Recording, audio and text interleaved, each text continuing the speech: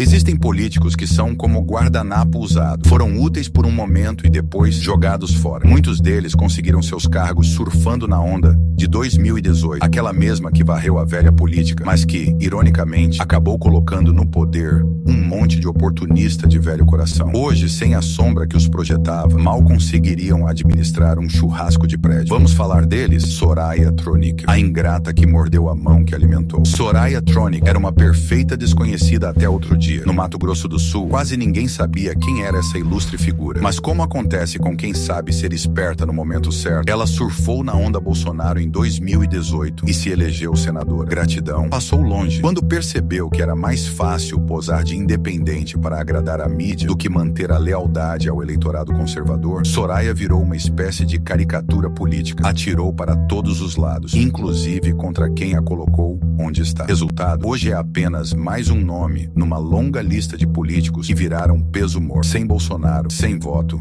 sem futuro. Se a eleição fosse amanhã, não se elegeria nem para a síndica do próprio prédio. Joyce Hasselman, de musa a motivo de piada. Joyce Hasselman foi um dia a queridinha do eleitorado conservador. Jornalista de tom ácido, ela se vendia como a paladina da moralidade, a justiceira da direita. Foi eleita com votação estrondosa em São Paulo, novamente na esteira do bolsonarismo. Mas logo depois, decidiu que seu projeto pessoal era maior do que qualquer alinhamento ideológico. Traiu o eleitor, brigou com o presidente, se tornou figurinha carimbada da esquerda gourmet da Faria Lima e passou a ser ridicularizada até pelos que um dia a aplaudiram. Seu futuro político? Não tem. Hoje é conhecida como a ex-bolsonarista ressentida que tentou abraçar a esquerda e acabou rejeitada dos dois lados. Se for candidata a síndica, perde para o porteiro Janones, o oportunista de carteirinha. Ah, Janones, um personagem que só existe porque a política brasileira adora um bufão. André Janones se vendeu como aliado da direita conservadora em seus primeiros passos, depois percebeu que a lacração e o populismo barato davam mais like no TikTok. Resultado, virou garoto propaganda do Lula, visto como um político que ninguém confia, nem a direita,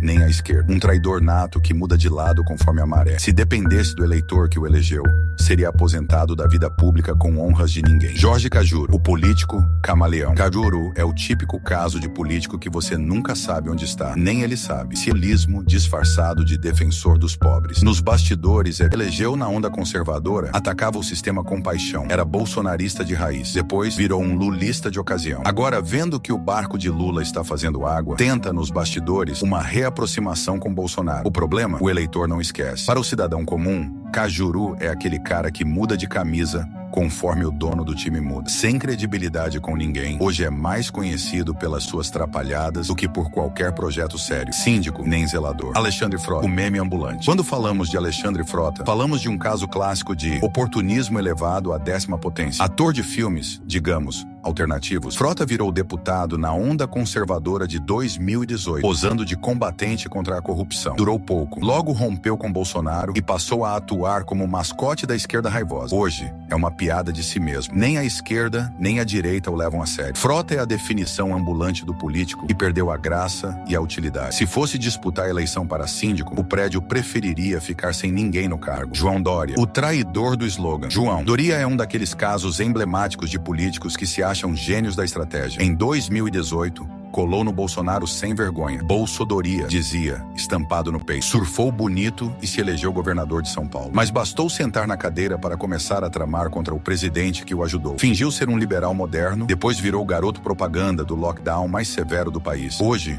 Dória não tem base, não tem voto, não tem moral. Tenta posar de estadista para a elite paulista, mas nas urnas seria varrido como poeira. Se concorresse para síndico no condomínio Jardins, talvez perdesse para o jardineiro. Otônio de Paula, o evangélico de ocasião. Otônio de Paula era em até outro dia um dos mais inflamados defensores do bolsonarismo. Usava a Bíblia em uma mão e a bandeira do Brasil na outra. Mas política, para alguns, é um jogo de interesses. Quando Bolsonaro não apoiou seu nome na bancada evangélica da Câmara, Otônio virou o rosto e a ideologia. Hoje, posta foto abraçado com Lula e tenta reescrever sua história como se nunca tivesse sido de direita. O problema é que o eleitor evangélico não é bobo. Traição não se esquece. Se concorresse a síndico da igreja, tomava vaia na porta. Hamilton Mourão, o general que virou político e perdeu a mão. Mourão foi vice de Bolsonaro, mas sempre manteve uma postura, digamos, morna. Quando precisou, ensaiou críticas. Tentou se mostrar como equilibrado para a velha imprensa. Foi eleito senador, mas hoje, se depender dependesse das urnas, seria atropelado. Mourão virou aquela figura que não agrada mais ninguém. Para a direita, é traidor morno. Para a esquerda, é inimigo jurado. Seu mandato vai até 2030, mas se a eleição fosse hoje, talvez não levasse nem a reeleição de síndico do clube militar. Simone Tebet, a política de aluguel. Simone Tebet dizia em alto e bom som que nunca apoiaria o PT, que era contra o retrocesso que Lula representa. Pois bem, bastou a proposta de um carguinho pomposo e um salário gordo para a resistência evaporar. Hoje é ministra de um governo que ela dizia abominar. Moral, zero. Credibilidade, menos ainda. Simone é o retrato da política brasileira. Discursos inflamados para enganar o eleitor e nos bastidores, a velha dança das cadeiras. Se disputasse a eleição para a síndica de condomínio, o prédio inteiro estaria procurando outro lugar para morar. Todos esses personagens mostram o que acontece quando se despreza a vontade popular em nome de projetos pessoais. Usaram a direita como trampolim, cuspiram no prato que comeram e agora caíram na irrelevância. A política brasileira é implacável com quem traz sua base. E no final, todos eles têm algo em comum. Não se elegeriam nem para síndico de suas próprias vaidades. E aí, qual foi o político mais ingrato da lista para você?